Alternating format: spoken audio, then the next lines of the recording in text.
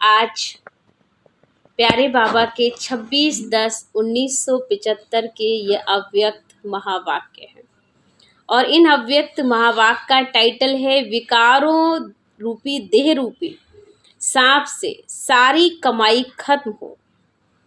विकारों से देह जो रूपी सांप है इससे सारी कमाई खत्म हो जाती है। तो बाबा ने आगे कहा कि सर्व प्राप्तियों का अधिकार दिलाने वाले, बीती को बीती कर वर्तमान और भविष्य के हर संकल्पों को श्रेष्ठ बनाने वाले और आत्माओं के कर्मों की कर्म कहानी को जानने वाले धर्मराज शिव बाबा बोले। क्या बोले धर्मराज शिव बाबा? आज बाप दादा सब बच्चों को देख रहे हैं कि हर एक ने यहाँ आने पर कार्य किया या कोर्स किया। तो कोर्स किया है, कोर्स के बाद फिर रिवाइज भी कोर्स चला। तो रिवाइज के बाद अब अंतिम कोर्स है रियलाइजेशन का। जब भी कोई आता है तो पहले तो हम कहते हैं कोर्स करिए, और कोर्स करने से ही आत्मा को फोर्स मिलता है, और फोर्स का मतलब ही रिवाइजेशन। उस चीज़ को जितना आप रिवाइज करते जाएंगे उतना ही आपको रियलाइज भी होता जाएगा कि हमें ये काम करना है, ये काम नहीं करना है। तो बाबा ने कहा जैसे पहले कोर्स किया फिर रियलाइजेशन हुआ, अर्थात जो कुछ सुना, जो पाया, जो बाबा के चरित्र देखे, उसी प्रमाण अपने को समाया कितना और गवाया कितना। सिर्फ सुनने वाले बने हो व स्वयं भी संपन्न बने हो। बाबा ने कहा बच्चे सुनने वाले भी हो या संपन्न स्वरूप बनने वाले भी बच्चे हो, समर्थ बने हो या सिर्फ अनश्रेष्ठ आत्माओं व बाप दादा के गुणगान करने वाले भी बने हो। तो ज्ञान स्वरूप, याद स्वरूप, दिव्य गुण संपन्न स्वरूप और सदा ही सेवाधारी स्वरूप या इन सब के सिर्फ बाबा ने का सुमरण वाले बने हो। ज्ञान तो बहुत ऊंचा है, ज्ञान मार्ग में चलना बाबा कहता मौसी का घर नहीं है। तो ज्ञान तो बहुत ऊंचा है जो कि हर आत्मा इस ज्ञान को पूरी तरह से धारण नहीं कर सकती है, पुरुषार्थ कर रही है, वो भी नंबरवार। तो बाबा ने कहा हर एक बच्चा संपन्न स्वरूप और सदा सेवाधारी स्वरूप बने हैं या इन सब के सिर्फ सुमरण करने वाले बने हो। ज्ञान तो बहुत ऊंचा है, योग भी बड़ा श्रेष्ठ है, दिव्य गुण धारण करना आवश्यक है और सेवा करना मुझ ब्राह्मण का फर्ज है। ऐसा सिर्फ सुमरण करते हो या स्वरूप भी बने हो। बाबा ने कहा सब बच्चे बाबा की बातों का सिमरण ही करते रहते हो या उसका स्वरूप भी बने हो। कई बार बाबा ने कहा पवित्र बनना है, तो पवित्रता का एक मंत्र जैसे कि मिल गया है, पवित्र बनो, योगी बनो, लेकिन क्या वो सुमरण तक ही है या बाबा ने कहा आपके जीवन में भी वो सिमरण में स्वरूप में आ गया है। ऐसे खुद से बातें करो। इसी प्रकार से अपने आप को रियलाइज भी करना है कि नहीं, अभी मुझे बदलने की आवश्यकता है, क्योंकि बाबा मुझे बदलना चाहता है, बाबा मुझे कुछ बनाना चाहता है, तो मुझे ज़रूर कुछ कमाल करके दिखाने हैं। तो ये लास्ट कोर्स है। जैसे बाबा ने कहा दीपावली पर पुराना पोता मेल समाप्त करके नया शुरू करते हैं और अपने को रजिस्टर्ड भी चेक करते हैं, ऐसे आप सबको भी आदि से अंत तक अर्थात आज तक अपना रजिस्टर चेक करना है कि हर सब्जेक्ट में कितनी मार्क्स मैंने ली हुई है। ये अपनी अपनी चेकिंग बच्चे खुद करेंगे, है ना। हम ये नहीं कहेंगे कि चेकिंग दूसरा करेगा, चेकिंग हमें खुद करना। अगर चेंज भी हमें होना है तो चेकिंग भी हम स्वयं अपनी करेंगे। इसलिए पहले चेकिंग मार्क्स की मुझे ये वाली कमी के इतने नंबर मुझे अच्छाई के मिल रहे, इतनी मेरी कमी जो है उससे मेरे नंबर कट रहे हैं, ये अपनी चेकिंग खुद करनी होगी हमें। और मार्क्स भी हमें खुद देने हैं, क्योंकि टीचर भी हम खुद ही हैं अपने। जो कुछ भी करना है इस ब्राह्मण जीवन में हमें स्वयं ही करना है, कोई नहीं करेगा, है ना। तो इसलिए बाबा ने कहा बच्चे अपना रजिस्टर चेक करो, सब्जेक्ट में कितने मार्क्स हमको मिले हैं। समय के प्रमाण जबकि मंजिल सामने दिखाई दे रही है, डबल लक्ष्य भी सामने, बाबा ने कहा लक्ष्य भी स्पष्ट है, वर्तमान संगम युगी फरिश्तेपन का लक्ष्य और भविष्य देवता स्वरूप का लक्ष्य। जैसे लक्ष्य स्पष्ट है वैसे लक्षण भी बच्चों को स्पष्ट दिखाई देते हैं। विश्व परिवर्तन के पहले क्या स्वयं में परिवर्तन अनुभव हुआ है? ऐसी चेकिंग की। बाप दादा ने सर्व बच्चों के रजिस्टर चेक किए जिन्होंने अपनी कर्म कहानी को बाबा के सामने रखा, है ना। बाबा रजिस्टर चेक कर रहे थे तो सभी बच्चों के रजिस्टर चेक करते हुए देख रहे थे कि बच्चों की सर्व की कर्म कहानी क्या है। तो बाबा ने देखा कि जो कर्म कहानी थी बच्चों की वो लिखी थी, उनकी रिजल्ट भी देखी बाबा ने। तो क्या देखा कि कई आत्माओं ने भय और लज्जा के वश लिखी हुई नहीं है, लेकिन बाप दादा के पास निराकारी और साकारी बाप के रूप में हर बच्चे का रजिस्टर आदि से आज तक का स्पष्ट है। इसको तो कोई मिटा नहीं सकता है। अब तक के रजिस्टर की रिजल्ट में विशेष 3 प्रकार की बाबा ने रिजल्ट देखे। ध्यान से सुनिएगा, बड़ी गहरी बातें बाबा समझाने वाले हैं। बाबा ने कहा कि कई बच्चे बाबा को नहीं बता रहे हैं, रजिस्टर में अपनी वो कमियां लिखते ही नहीं है बाबा के पास कि बाबा मेरे से ये गलती हो रही है। अगर चार्ट भी भर रहे हैं ना तो भाई बहन एस नो लिख देंगे, टिक लगा देंगे, जैसे कि अपने आप को खुद ही साइन कर देते हैं कि बिल्कुल ओके है, सब कुछ परफेक्ट है चार्ट। तो बाबा ने कहा कि बच्चे अपनी आप की जो कमी जब लिखेंगे विस्तार से कि हाँ बाबा मैंने ये चीज़ इतने % बदलाव की या इतने % अभी मेरे में ये विकार उपस्थित है, तो वो रिजल्ट बाबा को अच्छी नहीं दिखी। तो क्या किया फिर बाबा ने 3 बातें बच्चों में चेक की। अब ध्यान से सुनेंगे वो 3 बातें कौन कौन सी हो सकती हैं। एक था छिपाना, ध्यान से सुनेंगे। एक था छिपाना, दूसरा बाबा ने कहीं ना कहीं फंसना। किसी भी देधारी से बुद्धि का योग लगा पड़ा है बच्चों का। तो एक तरफ तो गलतियों को छिपा रहे हैं और दूसरी तरफ बाबा ने कहा कि कहीं ना कहीं फंस रहे हैं। और तीसरा था अलवेलेपन में बहाना बनाना। हर वक्त कोई ना कोई रीज़न ढूंढ लेते हैं कि ये कारण है ना बाबा इसलिए हम नहीं कर पा रहे पुरुषार्थ, वो कारण है ना बाबा इसलिए नहीं हो रहा। तो ऐसे कई प्रकार के कारण बच्चे बाबा को बताते रहते। तो बाबा ने ये 3 कारण देखे। बहानेबाजी में तो बच्चे बहुत होशियार हो गए। बाबा भी फेल कर देंगे बाबा को। बाबा भी इतने अच्छे बहाना ढूंढ नहीं सकता है जितना बच्चे ढूंढ लेते हैं। तो बहानेबाजी में बहुत होशियार है। अपने आप को व अपनी गलती को छिपाने के लिए वंडरफुल बाबा ने कहा बातें बनाते हैं। आदि से अब तक ऐसी बातों का संग्रह करें ना तो आजकल के शास्त्रों समान बड़े शास्त्र बन जाए। अपनी गलती को गलती मानने के बजाय उसे यथार्थ सिद्ध करने में व झूठ को सच सिद्ध करने में आजकल के काले कोट वाले वकीलों के समान है। माया से लड़ने के बजाय ऐसे केस बाबा ने कहा लड़ने में बहुत होशियार है, लेकिन याद नहीं रहता कि अभी अपने को सिद्ध करना अर्थात बाबा द्वारा जन्म जन्मांतर के लिए सर्व सिद्धियों की प्राप्ति से वंचित भी होना है। सिद्ध करने वाले में जिद करने के संस्कार जरूर होते हैं। समझ गए होंगे बात को। बाबा ने क्या इशारा दिया। बाबा ने जो बात कही कि जैसे दुनिया के वकील हैं वो झूठ को सच, सच को झूठ सेकंड में कर लेते हैं और वो अपने आप को बहुत होशियार समझते हैं इस मामले में कि वो चाहे कोई भी बात को गलत को भी सच्चा साबित कर सकते हैं, अच्छा सच्चा बना सकते हैं। तो उनको इस बात का बड़ा ईगो रहता है कि हमारे पास ये बहुत पावर है कि हम कोई भी बुराई को भी अच्छाई में दिखा सकते हैं। तो बाबा ने कहा ऐसे सिद्ध करने में झूठ केस को भी सच्चा सिद्ध कर देते हैं, लेकिन याद रहना चाहिए कि परमात्मा ये सब कुछ आपका अकाउंट में लिख रहा है। आप उसको सिद्ध नहीं कर पाओगे जिद से, है ना। इसलिए कई बच्चे सोचते हम जिद से सिद्ध कर लेंगे सब कुछ। संस्कार जरूर होंगे बच्चे, ऐसी आत्मा सदगति को नहीं पा सकती है। अब तक मेजॉरिटी पहले पाठ अर्थात पहली बात पवित्र दृष्टि और भाई भाई की वृत्ति में फैल है। अब तक इस पहले फरमान पर चलने वाले फरमानबरदार बहुत थोड़े हैं। बार बार इस फरमान का उल्लंघन करने के कारण अपने ऊपर बोझ उठाते रहते हैं। इसका कारण यह है कि पवित्रता की मुख्य सब्जेक्ट का महत्व नहीं जानते, उसके नुकसान की नॉलेज को नहीं जानते हैं।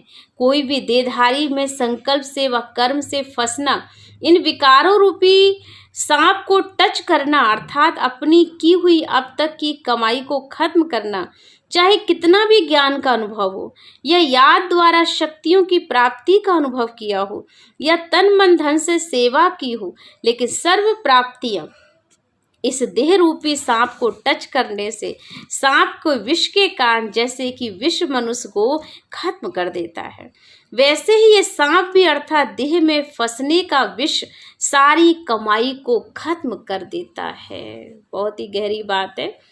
बाबा ने कहा किसी न किसी में फंस रहे हैं। दूसरा नंबर ये पॉइंट, पहला तो छुपाना है कि बात को गलत को भी सिद्ध कर लेते हैं। दूसरी बात बाबा ने कहा किसी से लगाव झुकाव में आ रहे हैं। तो वो कारण क्या है कि किसी भी देहधारी के अटैचमेंट में, देह के संकल्पों में इस तरह से फंस गए हैं। बाबा ने कहा ऐसा सांप जो कि विकार है, जो बच्चों से चिपक गया है और उसके कारण कई प्रकार की गलतियां बच्चों से होती रहती हैं।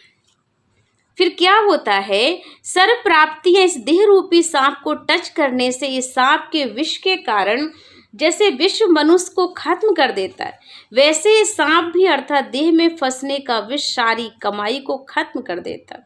पहले की हुई कमाई के रजिस्टर पर काला दाग पड़ जाता है, जिसको मिटाना तो बहुत मुश्किल हो जाता है, क्योंकि जब कोई भी किसी को गलत दुनिया में भी कहीं पर अगर कोई आत्मा से गलत काम हो जाता है, किसी भी देहधारी के द्वारा वो आत्मा अटैचमेंट में आकर कोई विकर्म कर लेती है, तो दुनिया में फिर दोबारा वो मान उसे प्राप्त नहीं हो पाता, कहीं ना कहीं उस पर दाग लग ही जाता है।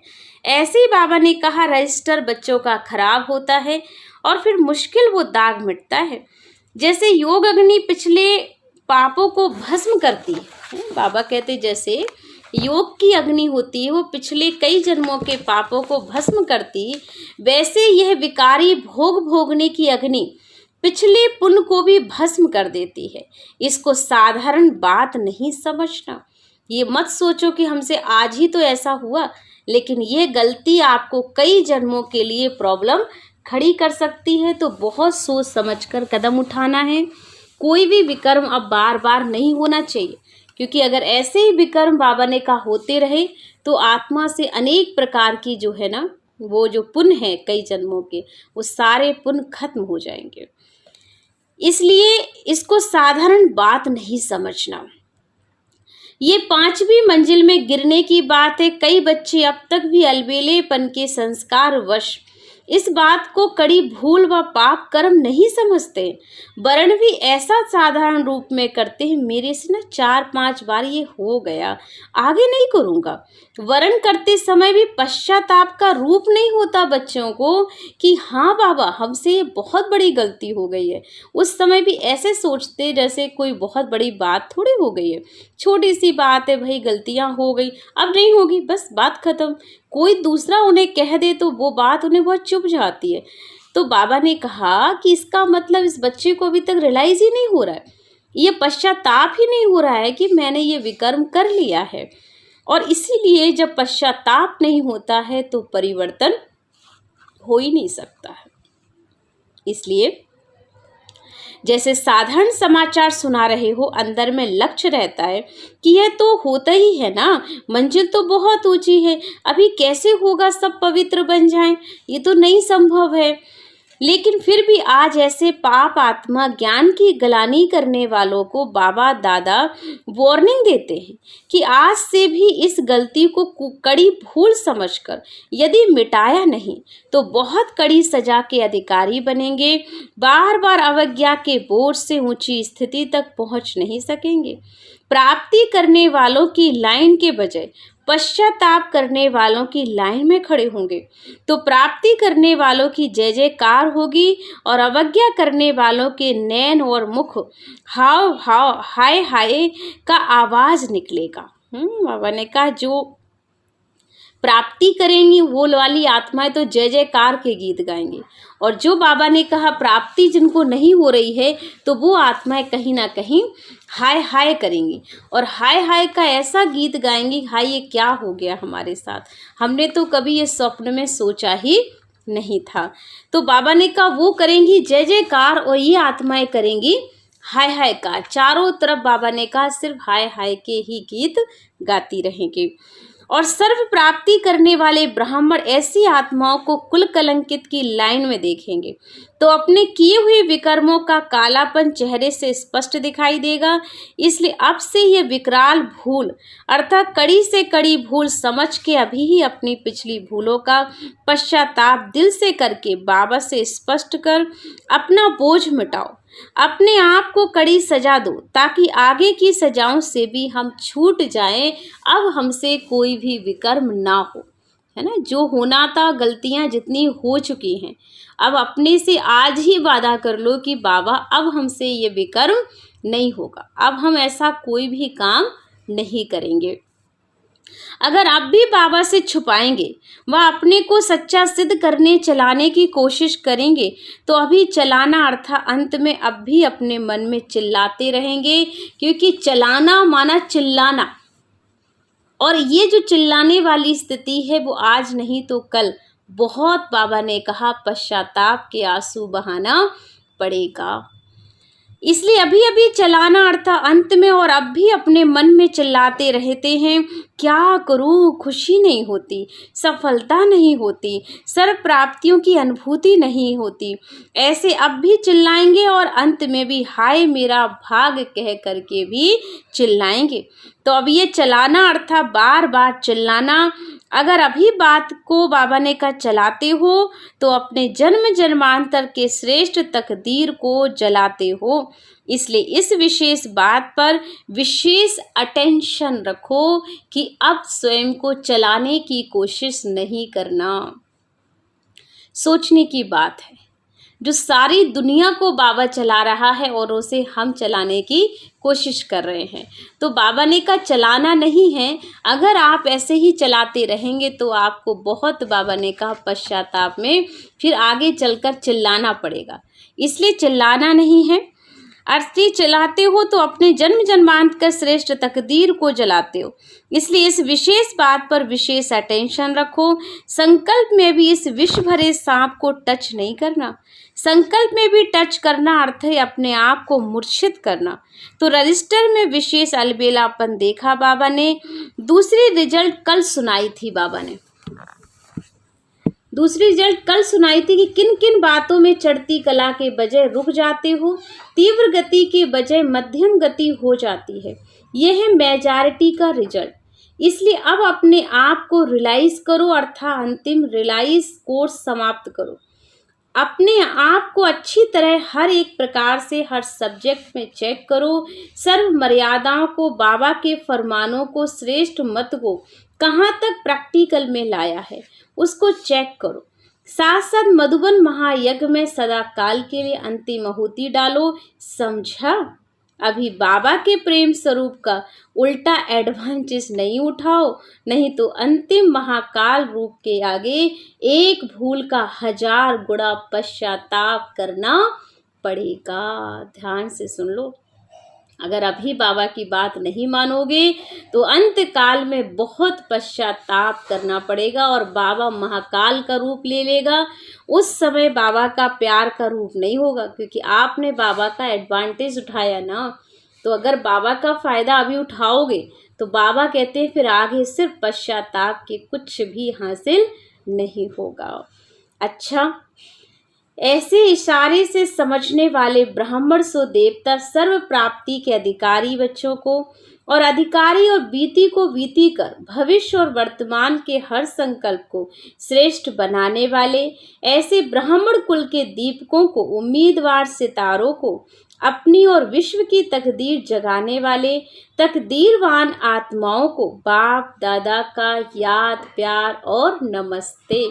हम बच्चों की ओर से प्यारे बाबा को याद, प्यार और नमस्ते। शुक्रिया बाबा, शुक्रिया। मेरी ज़िंदगी को संवारने वाले बाबा, तेरा लाख लाख शुक्रिया शुक्रिया शुक्रिया। तो हम सब ने आज यही सीखा। एक तो बाबा ने हमें जो पॉइंट बताए, 5 पॉइंट पर अटेंशन दिलाया, जिसमें से खास पहला पॉइंट यही है कि बच्चों के कर्म कहानी के रजिस्टर में विशेष 3 प्रकार की रिजल्ट बाबा ने देखी।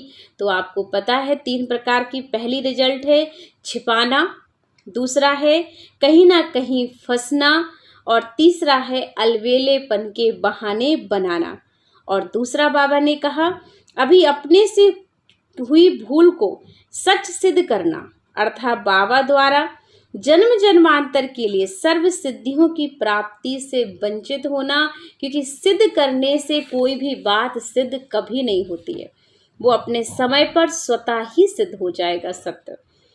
फिर बाबा ने कहा आगे, कोई भी देहधारी में संकल्प से व कर्म से फंसना, अर्थात अपनी की हुई कमाई को खत्म कर देना, तो किसी भी व्यक्ति विशेष में फंसना नहीं है।